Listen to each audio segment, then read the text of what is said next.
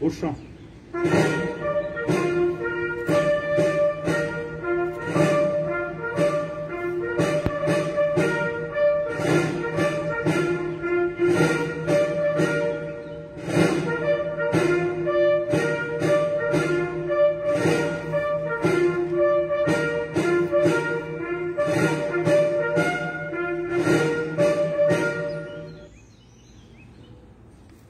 Nous célébrons aujourd'hui l'anniversaire de la capitulation allemande du 8 mai 1945 et de la victoire des Alliés sur le front européen.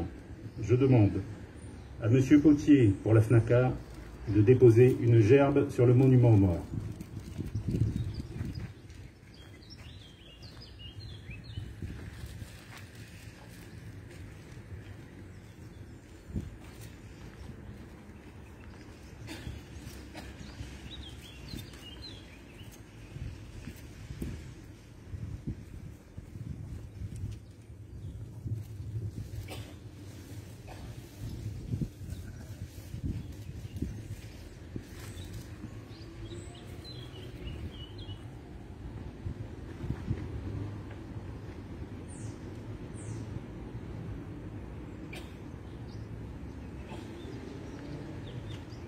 Merci. À présent, M. Charbot, représentant l'Union nationale des combattants, va déposer une gerbe au monument aux morts.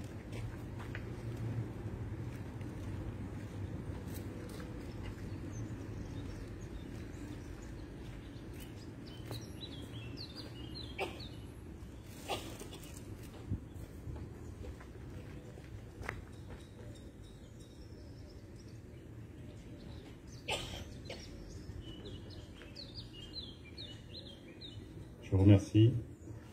C'est au tour de M. Warby, représentant la British Legion et nos alliés britanniques, de déposer une gerbe.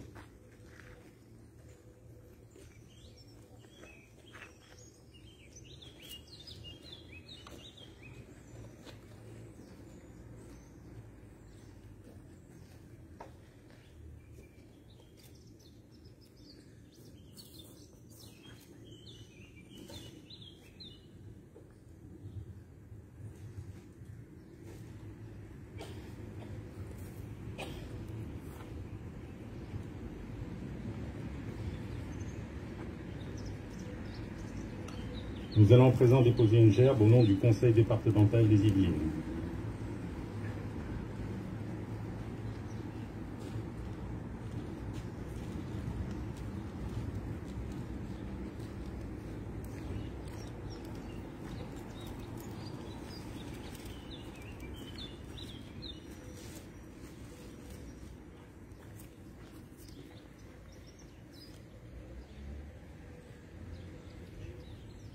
À présent, M. Fabien Aufrechter, maire de Verneuil-sur-Seine, va déposer une gerbe au nom de la ville de Verneuil.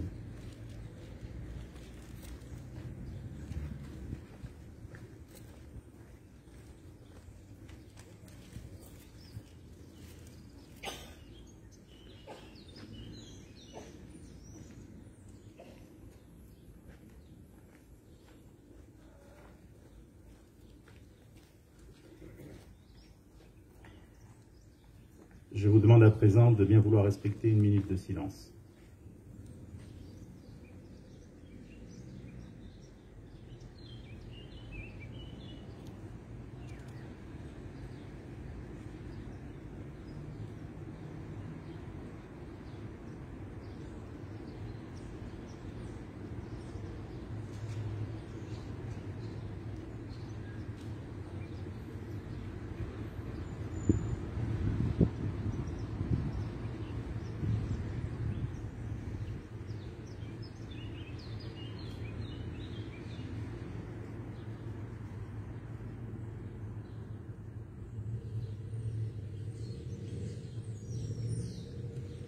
Aux morts.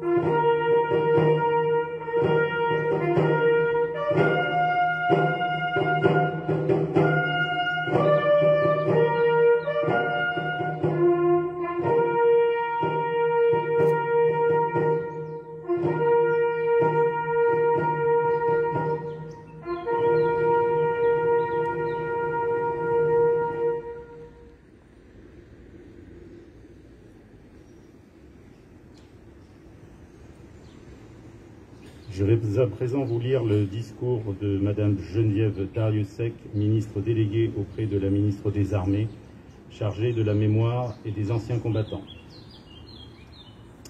8 mai 1945. Par 2 fois, l'Allemagne a signé sa capitulation sans condition. Pour l'Europe, la délivrance est là. La guerre est finie. Enfin, après tant de souffrances et de désolations, après tant d'espérances et de luttes acharnées, même les épreuves les plus douloureuses ont une fin. Même les tempêtes les plus dévastatrices s'achèvent. Une joie bouleversée emplit les cœurs. Les drapeaux ornent les fenêtres. Les embrassades se noient dans la liesse populaire. Derrière les larmes de joie, celles de la peine affleurent. Personne n'oublie les villes ruinées, les vies dévastées. Personne n'oublie que l'humanité a payé le plus lourd tribut de son histoire. Notre monde en fut à jamais changé. La Seconde Guerre mondiale est une rupture pour notre civilisation qui se sait encore davantage fragile et mortelle. 76 ans plus tard, reliés par notre mémoire commune et épris de la même reconnaissance, nous nous unissons par la pensée et par notre hommage pour saluer le souvenir de celles et ceux qui ont combattu et abattu le fléau nazi. Pour notre pays, rien ne fut simple. Ce combat prit de nombreux visages et la victoire 1000 chemins. Malgré les ardents soldats de Montcornet, d'Abbeville, des Alpes, de Saumur et tous ceux de 40, l'ombre de l'occupation, de la division, puis de la collaboration, a jeté son voile obscur sur la France. Il y a 80 ans, en 1941, les flambeaux de la résistance brillaient déjà. Le flot du refus et de l'espérance montait, tandis que la répression forgeait son funeste souvenir à Châteaubriand, au camp de Souges ou au Mont-Valérien. La France libre recevait les ralliements des territoires ultramarins et poursuivait son inlassable épopée. Dans les sables de Koufra, elle nouait un pacte avec la victoire et par la voix du colonel Leclerc regardait déjà vers Strasbourg. À l'instar d'Hubert Germain, dernier des compagnons de la Libération, ce fut toute une jeunesse ardente et résistante qui refusa la défaite et l'asservissement, qui refusa de servir les desseins de l'occupant. Tous, ils ont permis à la France de s'asseoir à la table des vainqueurs. Cela fut rendu possible par le combat acharné des armées françaises et des armées alliées, par les forces françaises libres qui jamais ne cessèrent la lutte, par le dévouement des résistants de l'intérieur, par chaque Française et Français qui a refusé l'abaissement de la France et la négation de ses valeurs. Notre gratitude demeure indéfectible. Entendons les mots de Malraux. Un monde sans espoir est irrespirable. La victoire de 1945 est le succès de l'espérance, mais elle est aussi l'aube d'un nouvel effort collectif pour la reconstruction, pour la paix et pour l'Europe. Hier comme aujourd'hui, face aux épreuves et aux crises du temps, la nation française se tient debout, résiliente et espérante. Unis et solidaires, souvenons-nous de l'adversité surmontée et de la liberté reconquise. C'est à présent M. Potier qui va prendre la parole au nom de la FNACA.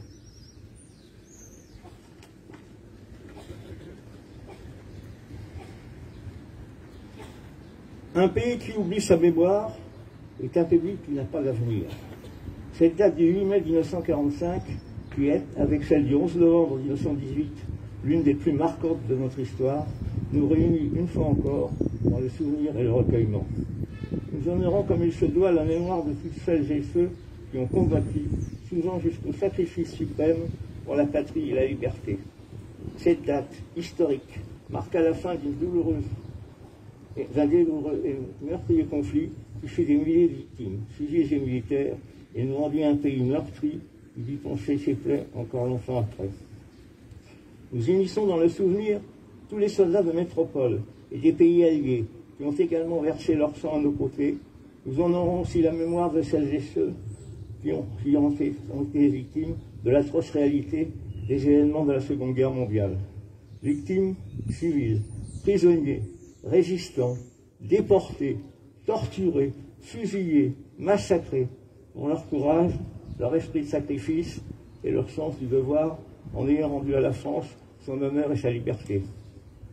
À ce jour, les espoirs nés de cette victoire historique du 8 mai 1945 sont malheureusement encore bafoués, le monde connaissant toujours des situations de guerre, de violence, de racisme et de haine. Nous, anciens combattants en Afrique du Nord, acteurs des combats de Tunisie, du Maroc et de la guerre d'Algérie, troisième et nous espérons dernière génération du feu, garant des valeurs patriotiques qui nous échouent, avons le devoir et l'honneur de transmettre aux générations qui nous suivent la flamme de la mémoire. Et ce, malgré l'érosion du temps qui creuse malheureusement peu à peu nos rangs. Nul ne peut imaginer que l'on oublie le sacrifice de tous ceux qui sont tombés lors des différents conflits qui ont émaillé notre histoire. Transmettons, autant que faire se pourra, cette tradition républicaine et donnons-nous dès maintenant les moyens de pouvoir poursuivre cette œuvre tant que nous serons là. Conscients de la paix et les valeurs humanistes qui sont les nôtres sont particulièrement fragiles. Nous invitons chacun et chacune, et plus particulièrement les jeunes, à œuvrer pour un monde de liberté, de fraternité, de solidarité et de paix. Vive la République et vive la France.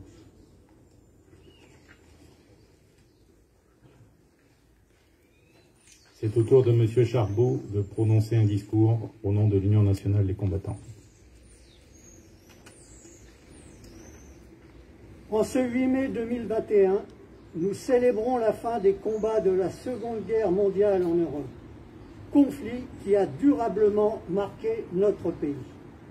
Cette guerre, qui a duré 6 ans, a causé la mort de plus de 40 millions de personnes, civiles et militaires, généré beaucoup de souffrances, entraîné de nombreuses destructions, provoqué trahison, massacres, persécutions, déplacement de population et a profondément bouleversé la vie des Français. Dans l'adversité, le peuple français, en métropole et dans les différentes parties de l'empire colonial français, toutes origines et convictions politiques confondues, a su rester fidèle aux valeurs de la République, liberté, égalité, fraternité. Il s'est engagé dans les unités combattantes sur tous les théâtres d'opération ou dans les mouvements de résistance intérieure face à un ennemi sans pitié.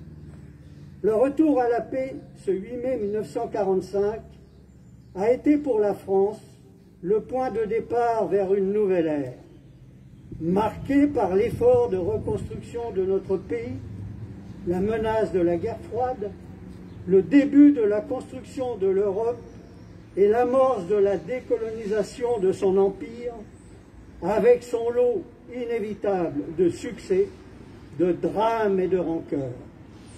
Nous n'avons pas à rougir d'être Français. Soyons fiers de notre passé. Ayons une lecture réaliste, assumée, décomplexée et constructive de l'histoire de notre pays. Avant le début de la cérémonie officielle de ce 8 mai, je suis allé déposer une gerbe au monument aux morts à la mémoire du capitaine Pierre Hyvernaud, chef d'escadrille des Cigognes, mort au combat aérien le 4 mai 1940, et à la mémoire de tous ces hommes qui ont donné leur vie et sont morts au combat le 8 mai 2020, et sont morts au combat. Alors cette démarche est faite par la fille du capitaine Pierre Hyvernaud qui habite Verneuil et qui s'appelle Marie-France Dart et qui est présente un petit peu à l'écart et tous les ans me demande de déposer cette gerbe. Voilà. Merci. Je vous remercie. C'est à présent M. Fabien Frachter, maire de Vernières-sur-Seine, qui va prononcer son discours.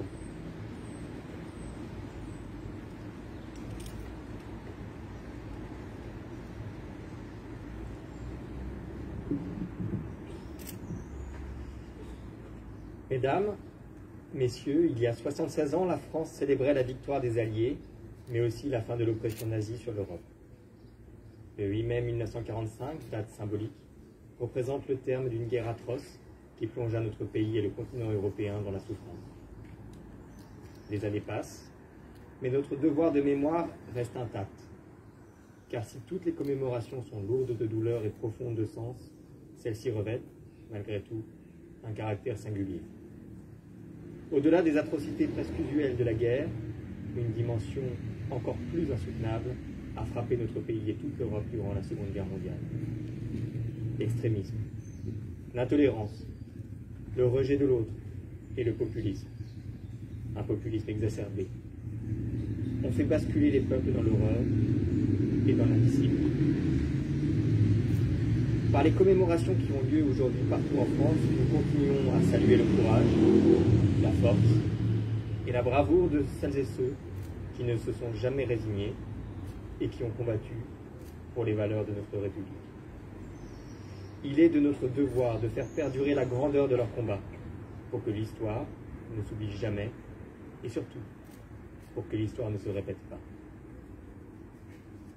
Je voudrais aujourd'hui citer le résistant et historien Marc Ferraud, décédé il y a quelques semaines. Nous avons à conserver la liberté sauvée avec tant et tant de peine. Nous avons à assurer le destin de la France au milieu de tous les obstacles qui se dressent sur sa route et sur celle de la paix. Nous avons à déployer parmi nos frères, les hommes, ce dont nous sommes capables pour aider nos pauvres vieilles mères, la terre.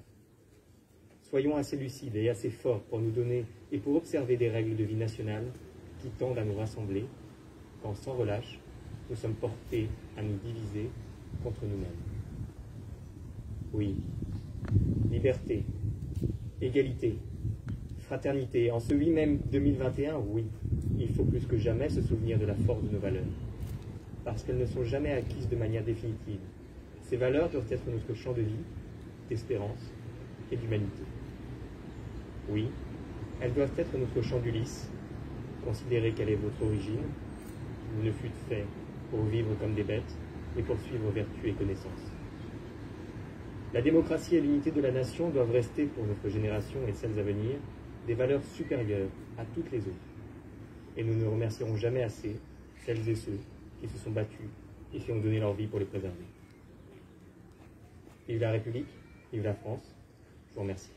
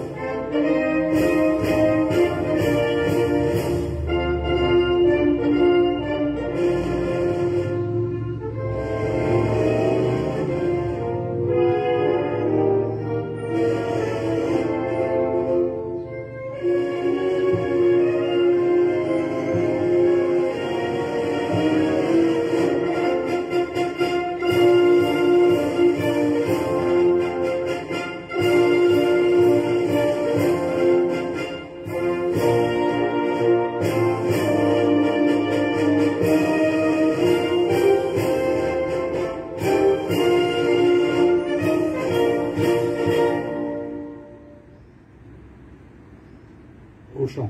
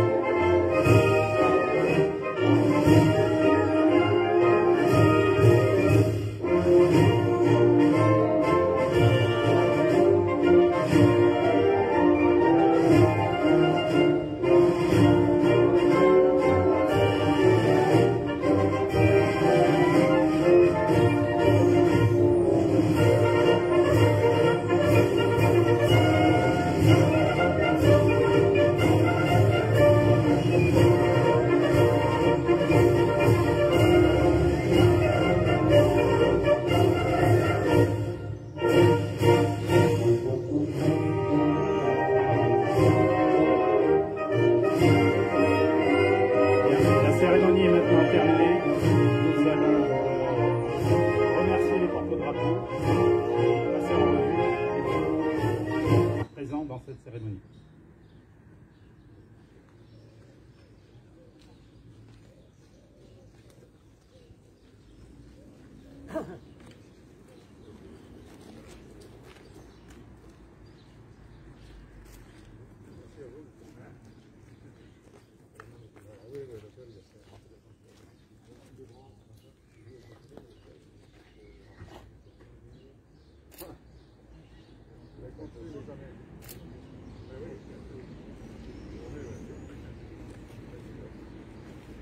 Merci à vous.